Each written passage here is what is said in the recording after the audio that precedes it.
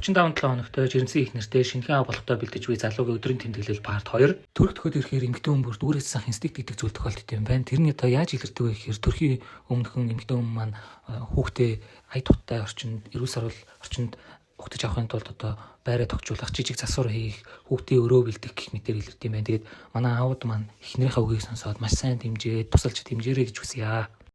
Тэхэрэн. Томорын хавар парыг хийчихээ. За 1 цаг 4 минут. Бэмбүшгтийн дотоо юмсыг хийж байна. За гэр орны юм дөө. Жижиг өрөөний хавар туулагдаад дуусч байна. Өдрөгөө онгоцчлаа. Энэ хоёр маань ингэсгээл. За засварын 2 дахь өдөр. Сүүлчийн мабаг бололтой юм сүүлчийн 2 аваа. Маш их сонирхолтой шинжилгээ. За магаш их авчвал тэгээд болоо тэ хараа. Магаш өрөөгөө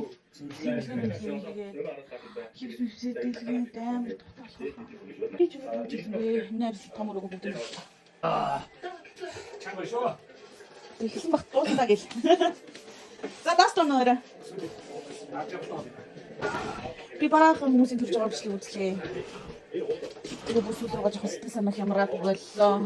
4 цаг болж бид хоёрын хангаа наагаад.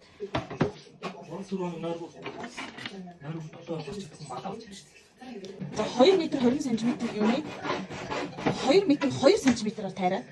Тэгээд дээдлэн дахиж нөхөөс их гэж өөр юм амж.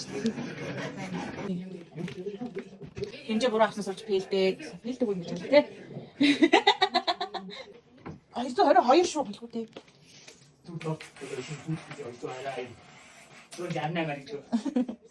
Уг нь ингээл ямбаа юм ийгээд байна. Сэтгэлийн зүү юм байна. Хичээгүй юм да. Зүү юм да. Толгой гарна хоорондоо зөгчөж өгөхгүй. Хизээ энэ. Юу гэж тань ядарч байна ёо. Хийж гоё. Энийг үзчихвэл аав шиг мундаг юм байна. Ёо та хараа болчлоо шүү дээ. Үргэлж сайхан стиктэй маш сайхан амжилттай хийж дууссан. За тэгээд дараагийн парт 3-аараа уулзъя баяртай.